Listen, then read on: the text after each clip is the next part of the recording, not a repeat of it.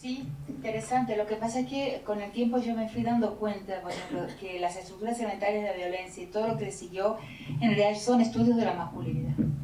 ¿Pero por qué yo he estudiado la masculinidad? Porque creo que los males que nos perjudican surgen de la masculinidad. Entonces, por lo menos fue mi camino, intentar comprender lo que para mí es incomprensible. O sea, yo sí comprendo de una manera casi automática la posición femenina y el sufrimiento femenino, pero sin entender el otro lado, me parece muy difícil poder concebir un camino de soluciones. O sea, la parte afectiva, la parte del por ejemplo, estábamos ayer hablando, ¿no? O aquí la compañera que dice cómo hace para estar segura de que su hija de 14 años puede ir a la papelería a la que va a salvo. Es tremendo, eso lo siento en mi corazón. Pero si yo no entiendo dónde está cuál es la llave para poder desmontar lo que llaman en las estructuras elementales de la violencia, ese artefacto violento, no está en las mujeres. Fue un esfuerzo enorme a lo largo de muchos años. Y sin entender eso no podemos modificar la realidad. Entonces decir que el hombre sufre es una estrategia poderosa. Porque si hay algo que los hombres que valoran inmensamente el prestigio masculino, no les gusta escuchar, ¿en qué espejo no les gusta verse? En el espejo de su derrota. Y cuando uno dice que su derrota se realiza frente a otros hombres, y que tienen que matar para rendir examen y pleitesía y curvarse al mandato de otros hombres, es letal. Toca el centro de gravedad de la masculinidad. Y solo tocando ahí es posible desmontar el mundo que vivimos. Es posible desarticular y desmontar la prehistoria patriarcal de la humanidad. Lo nuestro ya lo sabemos. O sea, quedarnos en el sentimiento, en el sufrimiento, en nuestra victimización, en lo tremendo de que lo que descubrí, que me comenté ayer, un día me doy cuenta de que mi hija no puede y no pudo vivir lo que yo viví, las libertades que yo viví, no puede. Cuando me preguntaron, ¿cómo es que decís que nunca las mujeres estuvieron peor? ¿Cómo lo puedo decir? Por ejemplo, con mi propia vida, en varios momentos de mi vida. Mi hija no puede disfrutar de lo que yo disfruté desde que tengo 14 años. Libertad absoluta, de viajar para arriba y para abajo, con una mochila en los hombros y haciendo dedo pidiendo, ¿cómo se llama? Pidiendo ray de la ruta. No se puede hacer más. Yo lo sé, porque soy mujer y tengo una hija mujer. Pero si me quedo en eso, si me quedo dando vueltas en círculos de lo que llamo la guetificación de nuestros temas y la guetificación de nuestros esfuerzos, no puedo caminar. Yo tengo que entender qué produce ese sufrimiento. Y ese es un esfuerzo extraordinario, lo vengo haciendo hace 25 años. Creo que hay otros esfuerzos indispensables también, como soy pluralista, que se hagan. Sí, pero si nos quedamos en el nombrar, si nos quedamos en el definir nuestro sufrimiento, nuestro padecimiento, nuestra victimización, la injusticia que se realiza sobre nosotros, ¿cómo entonces rompemos con eso? Porque el discurso moral no llega más a nadie. Si yo le digo al mundo, a cualquiera, a un juez, como conté aquí, a uno, ay, ¿cómo sufrimos? Increíble, no toca. Hay que mostrar la racionalidad que se encuentra por detrás de lo que estamos viviendo. Si mostramos esa racionalidad y mostramos cómo esa racionalidad es inconveniente para todos, ahí hay alguna esperanza de cambio del mundo. Si no, no. Yo no sé si te entendí bien, pero si te entendí bien, mi respuesta es esa. Si quieres contestarme. No, en serio, porque me preocupa. Me preocupa que alguien pueda pensar que entender la armadilla, la trampa en que los hombres han caído y con ella han llevado a toda la humanidad, entender eso es fundamental para mí. Si alguien piensa que no, que me explique, porque sí quiero entender. Mi pregunta iba casi en el mismo sentido, pero es más en cómo creamos inteligibilidad justo de esto que estás mencionando en lo cotidiano, con nuestros amigos, con nuestros padres, con nuestros hijos y con también las demás mujeres, pero me parece en especial que hay una barrera muy grande en transmitir esta idea, por no decir verdad, a los hombres. O sea que están muy cerrados y es muy difícil que piensen desde este lado, desde esta perspectiva? A mí me ha sorprendido mucho, pero muchísimo, ver que no es así. Que no es así. Bueno, más en mi país, yo me encuentro con hombres que en la calle me paran y me agradecen. Juro por Dios, juro por mi vida, no estoy mintiendo. Que me hagan gracias. Tengo una cantidad que debería empezar y coleccionarlo, no sé cómo se hace, de mensajes por el chat de Facebook de hombres agradeciéndome. Muchas gracias, finalmente entendí. Empezó a aparecer hace unos 3, 4 años más o menos. O sea que cuando uno nombra algo que está en la experiencia, o sea, uno trabaja como puede. Yo trabajé como pude, con lo que se me ocurrió, con lo que fui pensando que era interesante, con lo que me causó curiosidad. En general escribí para entender. Cuando yo escribo porque estoy intentando entender algo. Y los lancé al mundo como que quien pone un pergamino en una botella y lo tira al mar. De repente, por un camino propio, que es el camino de la palabra, porque por eso los autoritarismos, lo primero que hacen los autoritarismos es prohibir palabras.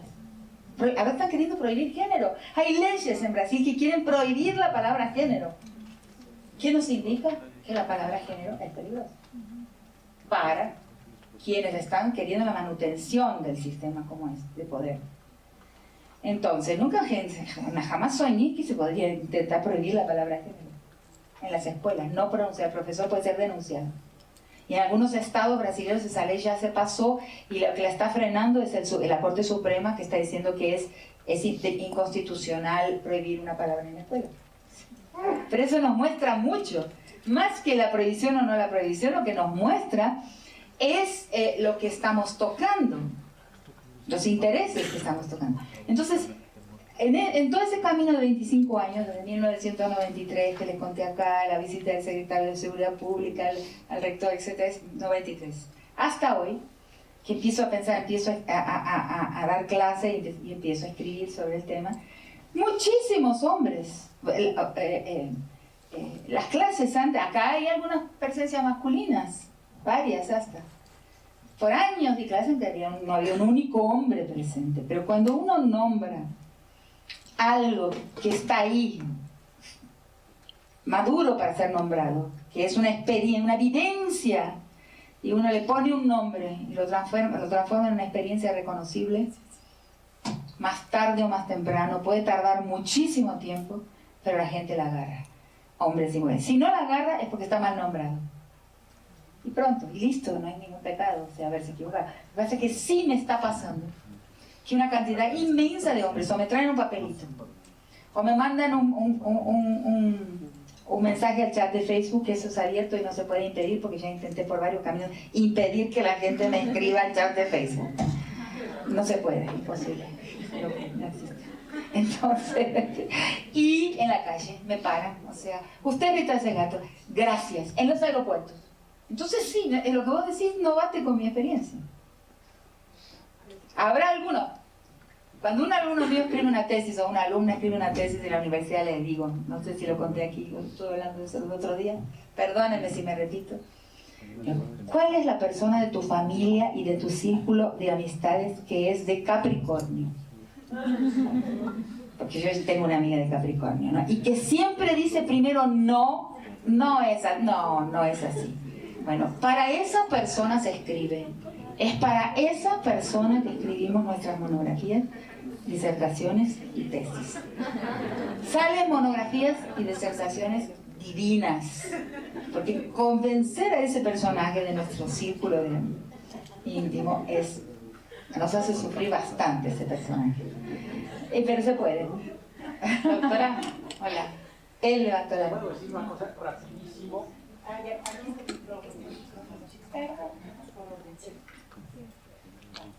Okay. Hola doctora, soy Gabriela, soy argentina, así que estoy acá viviendo en México hace un tiempo y le quería preguntar sobre también las masculinidades, porque un poco retomando el tema del feminismo y cómo involucrar a los hombres, leyendo también, bueno, muchos de sus textos, pero también de teoría queer, en donde, digamos, las minorías también, que son varones, homosexuales que también sufren muchísima violencia y muchísima discriminación. Entonces, por eso creo que me gustaría preguntarle cómo los podemos involucrar, como preguntó ella.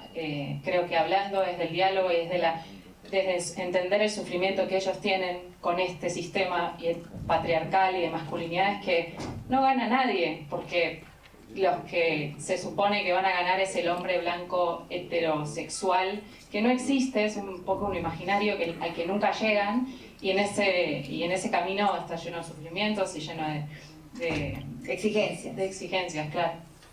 Así que un poco... Bueno, esa es una pregunta, sí, dos cosas, son dos preguntas en una, ¿no? Yo hablo de, que es la pregunta de, ¿deben los hombres trans o gays o cualquier hombre venir a las marchas feministas, ¿no? Que es una cuestión que surgió mucho en Argentina, creo que acá también, en todas partes, ¿no? Hasta qué punto los hombres pueden colaborar con las luchas de las mujeres, etcétera, ¿no? Yo creo que esta última es una falsa pregunta, una pregunta que no es lo que está en juego, debería explicar. Pero la primera pregunta es si estamos juntos, ¿no? En las mujeres, las trans. Hablando de las trans, me acordé de una cosa. Solo me despierto completamente cuando me puedo reír. Los otros días andaba diciendo yo de que ningún barbudo hará la revolución, ¿no? Es una frase que se repitió mucho en Argentina, en España también. En España la repitieron muchísimo. Ninguna barbuda hará la revolución. ¿No va que se me ofendieron las mujeres trans? Porque muchas se han dejado barba. Y entonces, jamás pensé que cuando decía ningún barbudo hará la revolución, estaba incluyendo ahí a mujeres, a hombres que transitaron a la posición femenina y ahora tienen barba. Entonces, pues, ningún barbudo excepto las mujeres trans harán la revolución. No lo puedo decir más, qué pena. Bueno, entonces, yo creo que el ojo patriarcal sospecha siempre una conspiración. Es un ojo que debe mantener el poder, o sea, el poder siempre es frágil, ¿no? El poder siempre tiene que estar parapetado, abarricado y vigilante, porque es algo que se construye. Entonces, ve el desacato, en la mujer, en el cuerpo de la mujer, ve el desacato, posible o efectivo. En las desobediencias sexuales, o sea, la transitividad sexual de los trans, las trans, gays, lesbianas, son todos, junto con nosotras, junto con las mujeres, todo el mundo de los cuerpos que no replican el cuerpo del patriarca, son cuerpos en desacato. Entonces, en eso yo personalmente no tengo dudas de que estamos en un frente común, de que somos cuerpos en desacato, y por nuestra sola corporalidad, que implica no solamente el cuerpo, sino la gestualidad, en fin, una serie de características de determinados cuerpos, son cuerpos en desacato, vistos como en desacato, en desobediencia por el ojo patriarcal, y entonces estamos del mismo lado, el lado de la desobediencia adánica, ¿no? Ahí, esa es mi respuesta a la primera parte de la pregunta. Ahora, la segunda parte, que tiene que ver con todo eso, ¿pueden los hombres colaborar? No sé qué. Y es al revés. Por eso es que digo que los hombres sufren más. Somos nosotras que les estamos ayudando. Y es necesario, estratégicamente importante decirlo así. Nosotras, luchando por nuestro bienestar y seguridad, estamos dándole una pista a los hombres para que se liberen del macho alfa. Es al revés. No es que vamos a salir en sus marchas, pero ya está pasada la hora de tener marchas masculinas contra el macho alfa. Y disculpa la imposición. Es nada más que mencionaste, Rita, muy bien. Te preguntaron de cómo se podía transmitir la verdad a nosotros los hombres y a todos aquellos que no entendemos. Y después también la otra compañera incluso mencionó de una ganancia, una supuesta ganancia del patriarcado ante la violencia y ante esto. Y magníficamente respondiste, y me gustaría que ahondaras en esto, en el que lo que se puede hacer es transmitir una transformación visible. O sea, no existe la verdad. O sea, la verdad son puntos de vista. Es una transformación visible y esa es para todos y para todas. Claro. Y entonces era eso.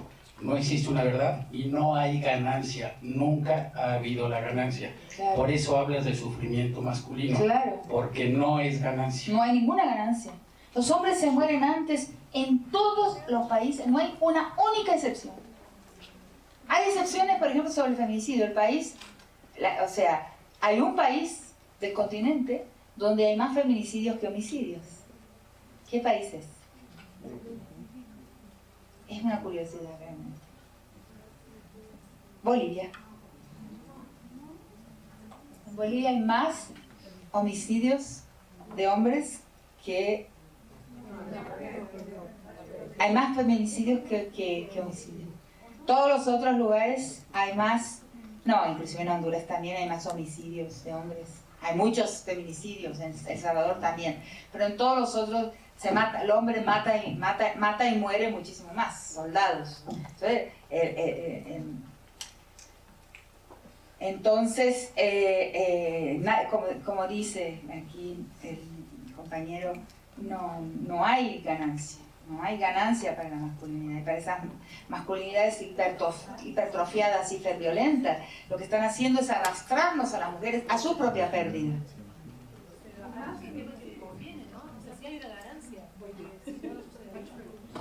Es una falsa, es como el que juega en la lotería y piensa que va a ganar. Igualito. Mira, o sea, si alguien juega en la lotería toda la vida, va a la ruleta, va al casino, juega, pierde todo lo que tiene, pierde la casa, pierde toda su fortuna, porque está pensando que va a ganar. Pero no es necesariamente que gana, en general no gana. No es la expectativa de ganancia, la ganancia misma. ¿Entendés? Bueno,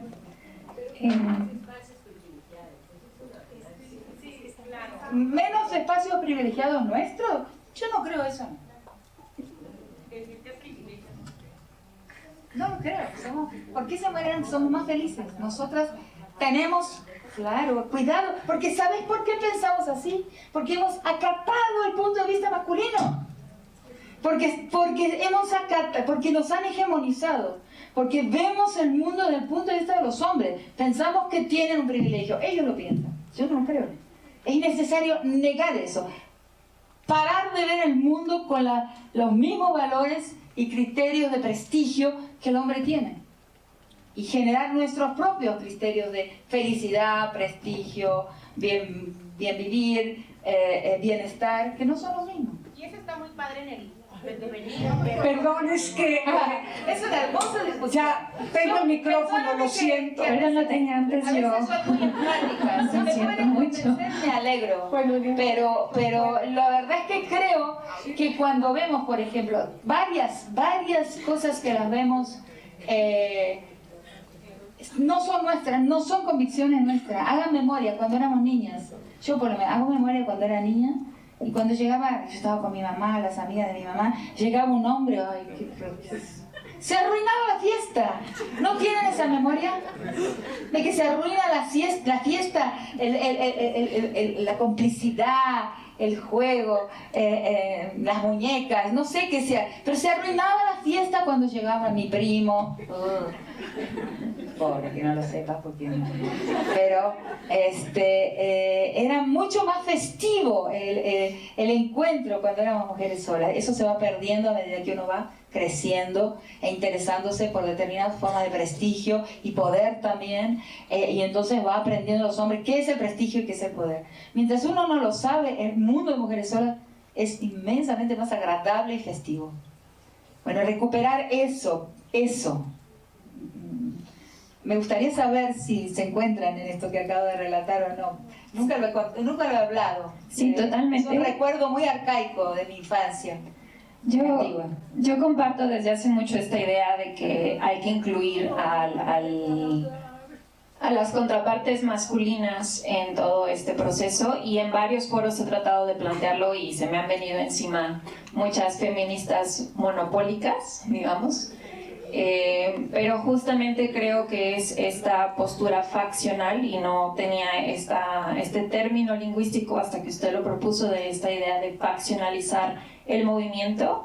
Y al plantearlo y recibir esas respuestas, bueno, de plano decidí convertirme en una disidente de esos feminismos, y estoy iniciando justamente un proyecto de reflexiones de género que llamo, y se inspira en un filósofo mexicano que plantea la idea de dolores de género. Y él dice justamente eso, que es abrir la mirada masculina al sufrimiento que está viviendo como resultado de la construcción de la masculinidad tóxica, y permitirle justamente que se abra a reconocerse víctima del patriarcado. Si eso sucede, el mundo cambia. Justo, entonces estoy iniciando este proyecto y me permito hacer la atenta invitación a hacer contribuciones. La revista se llama Matices, justamente tratando de hacer ver cómo va cambiando, ¿no?, ese espectro, esa continuidad de sufrimientos, y que lo ligo justamente con su propuesta del proyecto de vincularidad, de llegar a la esencia humana, que es el sufrimiento versus la alegría, como una liga y esta posible puerta de unión, de trabajo en equipo para cambiar esta estructura. Bien. Bueno, alguien está de acuerdo conmigo, ¿no? Ya, por fin. Pero allá hay... ¿Cómo hacemos para hacer el orden? Mucho tiempo que quiero hablar. Y bueno, estoy tratando de ligar todas estas cosas tan importantes que dices. Y cuando estás justo hablando del ojo patriarcal que tenemos que cambiar, y en vinculación o en relación con, con la tesis de Pateman de la violación originaria, me parece que ahí es donde está el foco del asunto, porque vemos el cuerpo femenino como un cuerpo violado, apropiado, y que esto es lo que el ojo patriarcal nos hace ver, cuando si observamos desde otra óptica, lo que hace un cuerpo femenino en ese coito es cubrir, es apropiarse, es absorber un pene. Y entonces, si volteamos la mirada, si vemos realmente que lo que estamos haciendo las mujeres es apropiarnos del cuerpo masculino, en esta relación... Ah, pero no vale, porque es uno solo. Pero puedes tener todos los que quieras. Ahí está. Permíteme un segundo, Rita, déjame acabar la idea. El asunto es que como mujeres podemos tener miles de cuerpos masculinos y apropiarnos de ellos aunque tengamos 150 años. No, entonces se puede. A las mujeres no nos interesa eso. Lo que quiero es pensar que no somos cuerpos violados. Es que esa es la mirada patriarcal. En el momento en que puedes ver... pero hay violencia en la violación, duele. No, a ver, porque te han enseñado que duele. Es la misma... A ver, perdón. Se retiran los hombres de acá y vamos a... Perdón. Por ejemplo, mira, cuando hacemos referencia, en México al menos, a putos y putas, ¿por qué le decimos putos a los homosexuales? Porque son cuerpos penetrables. Por eso es que los hombres tienen tanta dificultad. Por ejemplo, los hombres 100%, entre comillas, heterosexuales, en decir que reciben placer por el ano, porque serían cuerpos penetrables. Porque es esa mirada, y aquí me parece que debemos volver a Lévi-Strauss para ver cuáles son los rasgos distintivos que nos están permitiendo enunciar un concepto. ¿Puedo hablar? Muy bien. No, te agradezco muchísimo por la valentía de expresar una opinión que realmente es minoritaria, ¿no? Esa sí que es totalmente minoritaria, pero es indispensable porque demuestra la existencia de una pluralidad de visión. Quiero contar algo, pero si no me voy, porque quiero hablar.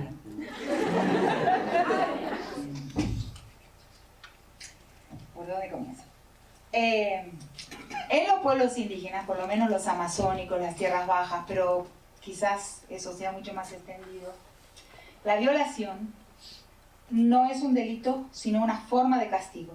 Y existe en la ley. O sea, es como castigar una desobediencia.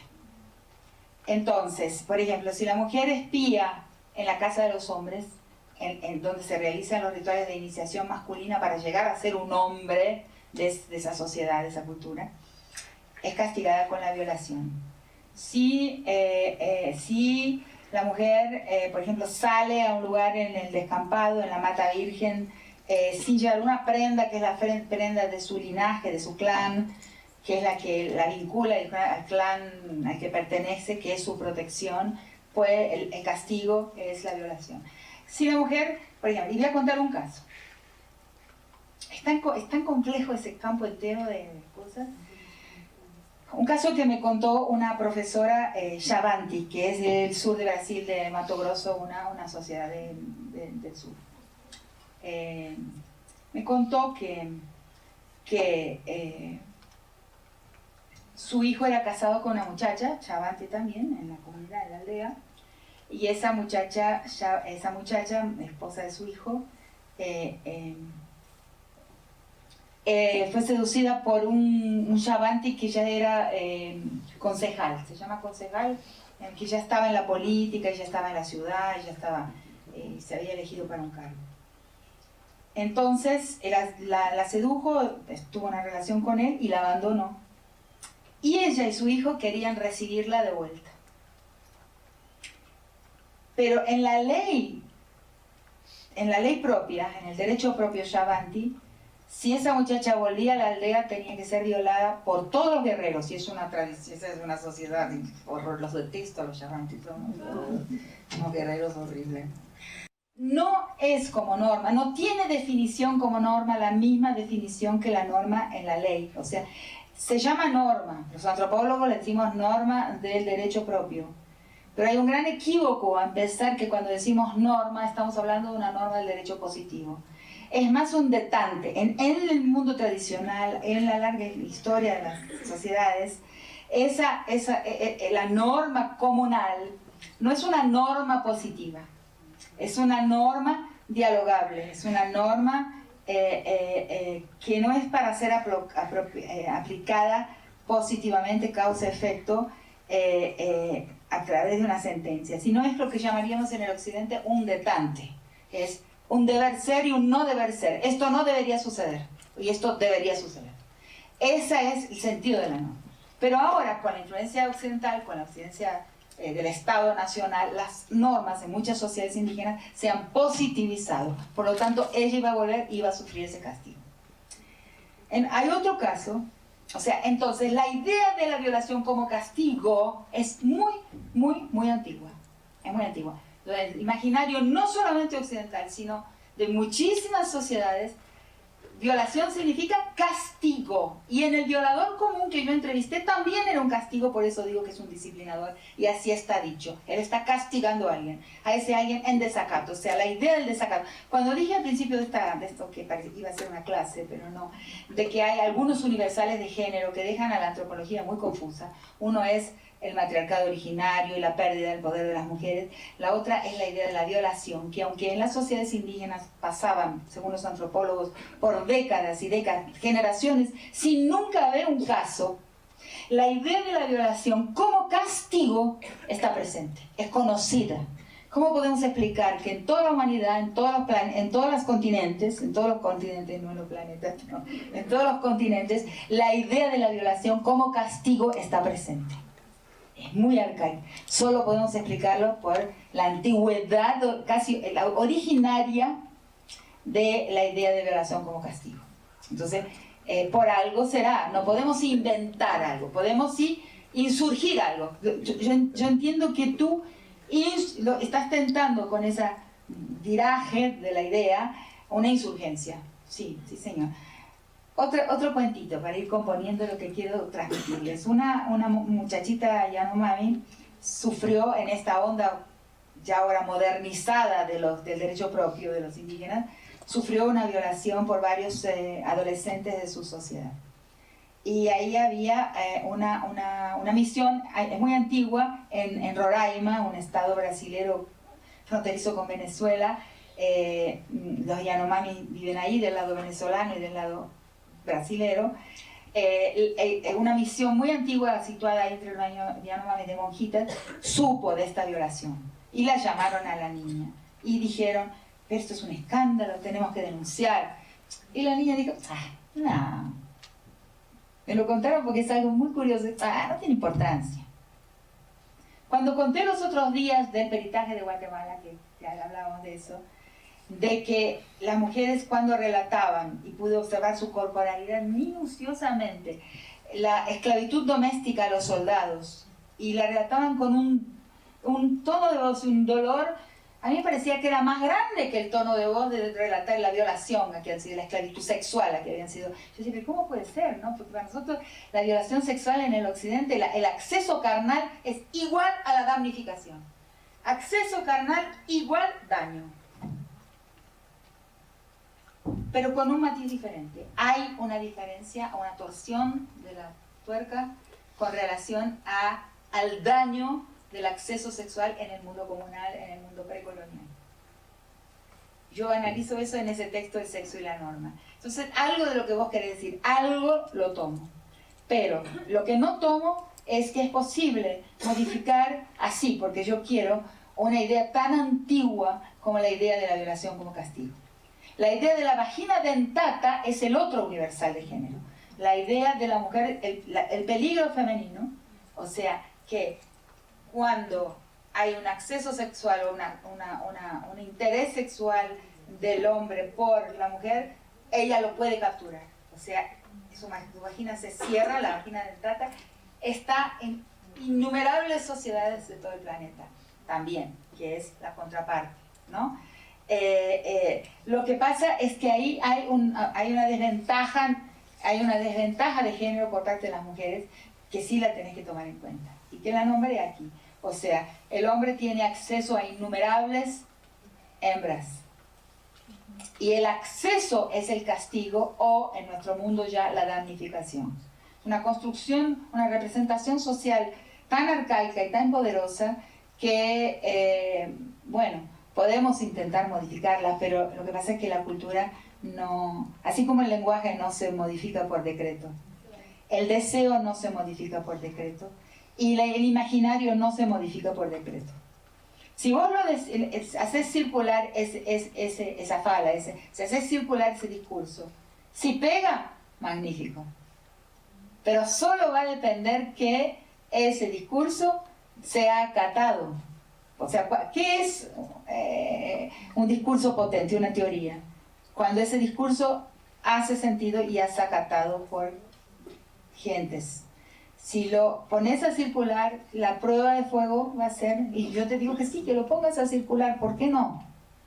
Y la prueba de fuego será cuántos verán en eso realmente un sentido o no. Nada más quisiera poner de ejemplo, yo sé que Margaret Mead ha sido muy criticada, el caso de los Mundugumur en Nueva Guinea, cuando los varones que van por el campo solos temen que un grupo de mujeres los viole. Esto para nosotros nos parece algo absurdo. No, no es nada absurdo. En el documentario que vieron mío, en esa región hasta hace muy poco tiempo, uno de los grandes líderes, el primer abogado indígena de esa región, él cuenta en una, ¿cómo se llama? Bueno, en la puna de Atacama, en la puna fronteriza con Bolivia, los muchachos, los pastores, son iniciados sexualmente por las pastoras, por un grupo de pastoras. Eso es, ahí sí, sucede. Cuando van a la gran peregrinación de la Virgen de Punta Corral, o sea que suben enormes bandas de sikur y de tocadores de sikur allá a 4.600 metros de altura, es una peregrinación religiosa, pero cuando llegan hay una iniciación sexual. O sea, y a veces van enfermeras, o sea, y son grupos de mujeres. En el caso de las pastoras, son grupos de pastoras que...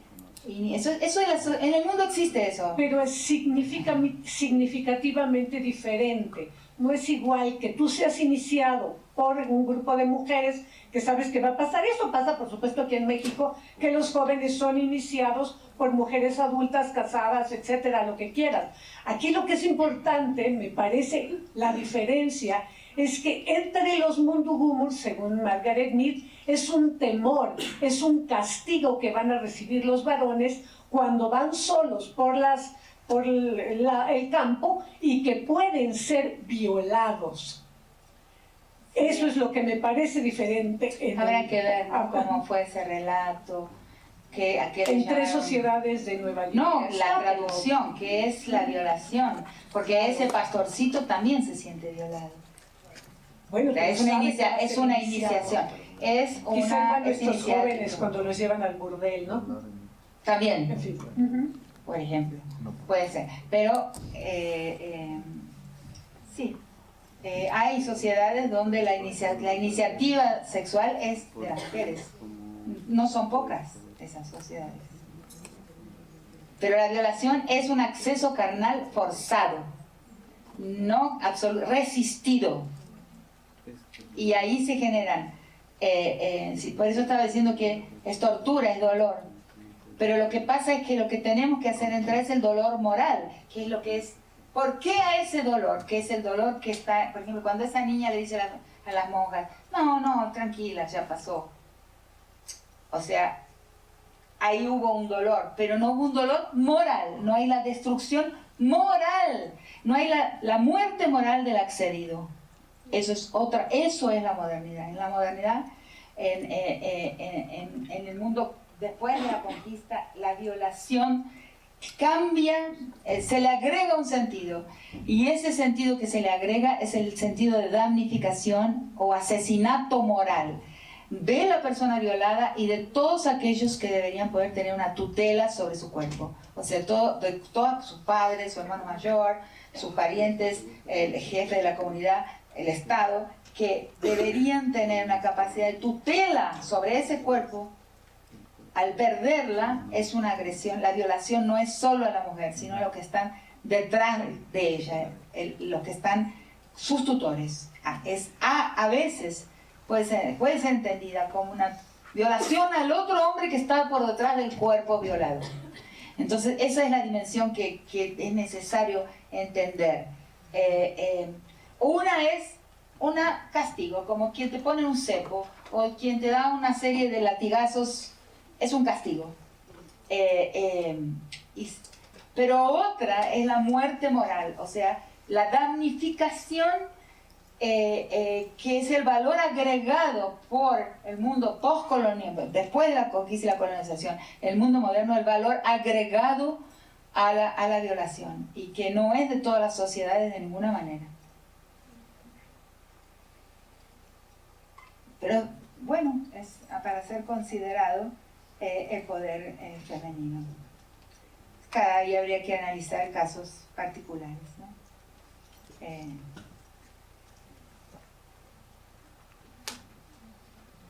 No hay que decir más nada. Quiero decir, lo más maravilloso de este tema es que no se le puede recortar la complejidad. No se le puede achatar la complejidad. O sea, el tema de género es un tema imposible, irreductible en su extraordinaria complejidad. ¿Alguien puede estar mirando el orden de las personas que yo no puedo ver? Sí, yo. Un minutito, él levantó él yo lo he visto antes, sí. Y ahí esa pregunta y ahí vamos al descanso. Después partimos por la tuya. No, el muchacho que tiene el micrófono. Yo primero, bueno, vale.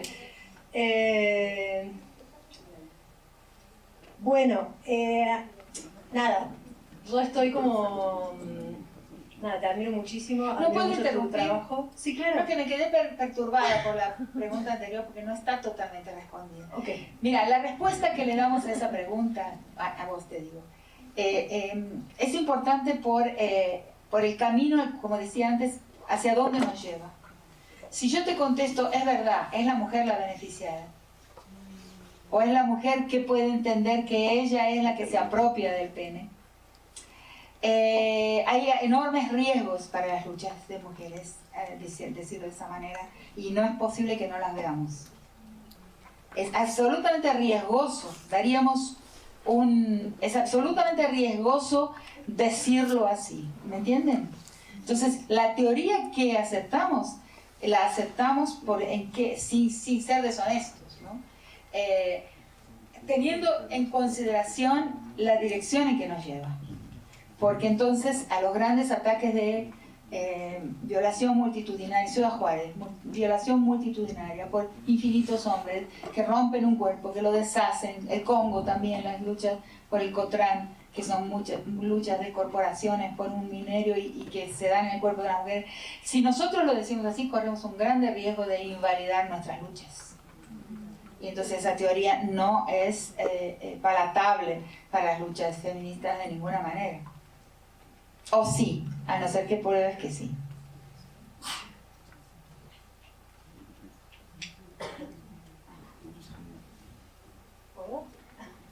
Bueno, lo que yo te quiero hacer una pregunta con la idea de aclarar, ¿no? Algo que me hace un poco de ruido. Coincido plenamente con el feminismo pluralista y que no podemos monopolizar, ¿no?, estas reflexiones, pero sí me parece importante no desconocer que hay privilegios en estas masculinidades, porque cuando de repente recién decías tenemos que apartar como nuestra identidad del ojo patriarcal, ¿no? Como que nos creemos que estamos segregadas socialmente porque así nos los han hecho creer. A mí lo primero que me choca de esa idea es el espacio público, por ejemplo, ¿no? Es algo real. No voy ni a una memoria muy lejana que tenga de mi infancia o mi adolescencia. Voy a esta mañana cuando me subí al metrobús, ¿no? Donde nosotras no tenemos la libertad de circular en el espacio público con la misma libertad que tienen los hombres. Entonces, estoy muy de acuerdo, comulgo, ¿no?, con toda la idea de que sí, claro, que todos somos víctimas del patriarcado, pero creo que es súper importante seguir reconociendo la situación de cada quien, ¿no? Y en eso no negar los privilegios que son obvios, por más que sean víctimas, igual cuentan con, digo, si vamos a comparar, porque yo no soy muy amiga de las comparaciones, pero si vamos a comparar quién sufre más o quién sufre menos, o quién tiene más o menos privilegios, reconocer que sí, claro, nosotras no tenemos los mismos privilegios y ellos sí los tienen. Entonces sí me gustaría como, si me podés arrojar un poquito más, profundizar un poquito más en esa idea. Porque una de las cosas que estoy pensando que sí es que hay que desbancar el espacio público. Lo que hay que hacer al construir una politicidad femenina es realmente atacar con todas las fuerzas que tenemos todo eso que llamamos de público. ¿Cómo sería una política que trabaje por otro camino, en otros intersticios, en otro lugar? Despolitizando lo público, o sea, descolocando, erosionando la creencia y las prácticas que entronizan lo público como el campo supremo, como el espacio englobante, como dije, y supremo y arena por excelencia de todo lo que interesa, o sea, de todo lo que es dotado de politicidad y publicidad. ¿Qué pasa si, porque como vengo diciendo, el real binarismo se encuentra entre lo público y lo particular? Ahí está la estructura binaria, no es entre el hombre y la mujer. Entonces, ¿qué pasa si erosionamos lo público?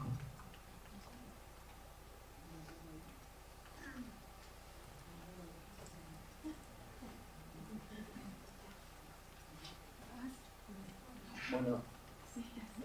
Es que el muchacho ahora, y al volver entonces, dale. Bueno, buenos días, buenas tardes a todos y todas. Pues lo mío va en la misma dirección de lo que han estado hablando las compañeras, porque si bien entiendo tu planteamiento del hecho de que los hombres sufren más como un planteamiento estratégico, me parece que estratégicamente, bueno, no estoy de acuerdo como que sea una estrategia óptima. Desde mi experiencia, yo trabajo en programas de reeducación con hombres que han ejercido violencia. He trabajado en Uruguay con los hombres que llenan la tobillera, y aquí colaboro en algunas asociaciones. y me parece que no es estratégicamente adecuado cuando se trabaja con ellos, o cuando trabajamos nosotros, el tema de nuestras violencias, trabajarnos como víctimas sin trabajar los privilegios que tenemos al mismo tiempo. Creo que es uno de los grandes problemas que tenemos hoy en día, quienes trabajamos en estos temas, cómo trabajar esta ambivalencia masculina del privilegio, los privilegios que tenemos, al mismo tiempo de trabajar los malestares, ¿no? Creo que estratégicamente sí es importante trabajar los malestares para lograr atraer a los hombres a trabajarnos, pero como que está por otro lado el tema de los privilegios. Y por ejemplo en la experiencia de Uruguay, pues las políticas y los programas lo que están generando es un amplio auge de una victimización masculina ante las políticas de género, que me parece muy peligrosa. Entendí, pero justamente no es... En otro lugar que estuve, un joven me hizo exactamente... Entendió mal también. Que, a ver, lo que yo quiero decir no es que los hombres son víctimas de las políticas o de las mujeres. Es una mala comprensión de lo que estoy diciendo. Yo no quiero, mi discurso, lo que quiero atravesar, y lo que sí creo que diversos hombres me han entendido porque tengo pruebas por su mensaje. No es que el hombre está siendo victimizado y minorizado, desposeído y pobrecito, porque las políticas se benefician a las mujeres o porque las mujeres estamos consiguiendo conquistas. No, no es por ahí. Lo que yo quiero atravesar es que los hombres son víctimas de los hombres, que es algo totalmente diferente y que no veo que eso sea muy dicho por el trabajo regular de los grupos de ayuda a los machos violentos. Porque ellos, lo que es importante mostrar, abrir, es que esa violencia es una forma de obediencia y sumisión a los hombres que imponen esa forma de comportamiento, que no es lo mismo que es prejuicio, maltrato que se sufre por el avance de las mujeres en los derechos, etcétera, ¿me entendés? No es igual. O sea, y ese discurso que es más raro, de la victimización del hombre por el hombre, es lo que para mí hay que poner a circular, mostrarle que la violencia es un signo de fragilidad extrema y sumisión extrema a la exigencia de la masculinidad. No sé, no es que me digan que sí por no contradecirme, ¿no? Pero creo que lo que estabas hablando es de que estos hombres se sienten victimizados por las mujeres. Sí, el tema está en cómo trabajar al mismo tiempo, y bueno, es como parte del proceso, ¿no?, que se está como generando como herramientas, esta ambivalencia, ¿no?, del saber que somos sujetos privilegiados, al mismo tiempo que somos también sujetos víctimas de nosotros mismos y de los propios hombres, que es como el gran problema a la hora de elaborar un programa o acercarse, que es algo que sinceramente, en mi caso y en donde me he movido, pues le estamos dando vueltas, ¿no? Es algo que todavía nos cuesta mucho, porque es como complicado trabajarlo desde esa perspectiva ambivalente en un mundo que no permite la ambivalencia. Entonces esa es la cuestión. Bueno,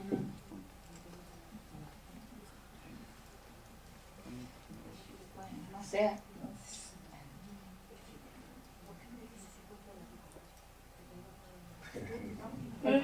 Cuento un cuento y ahí nos vamos a hacer el break y después volvemos para seguir.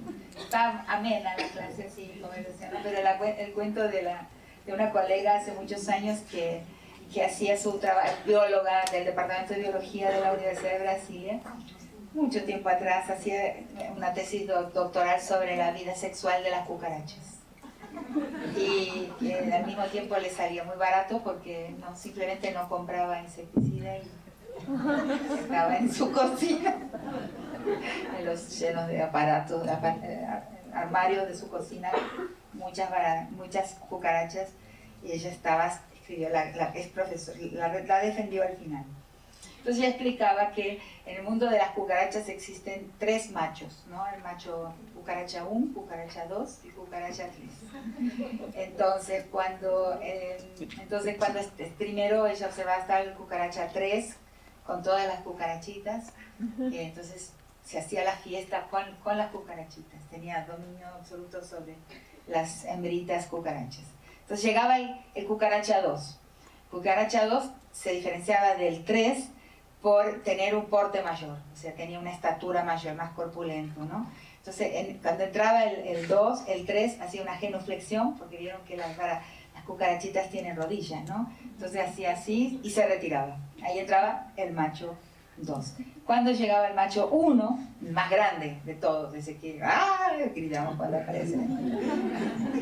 Entonces el macho 2 hacía la genuflexión también y dejaba todas las cucarachitas en manos de el cucaracha 1, ¿no? Entonces nos reíamos hace muchos años las feministas de Brasilia porque parecía una alegoría perfecta del mundo de los hombres, pero perfecta, ¿no? Entonces hay que decirle, en el caso de la humanidad se puede hablar con el cucaracha 3 y con el cucaracha 2 y decirles que no se dejen embaucar de esa forma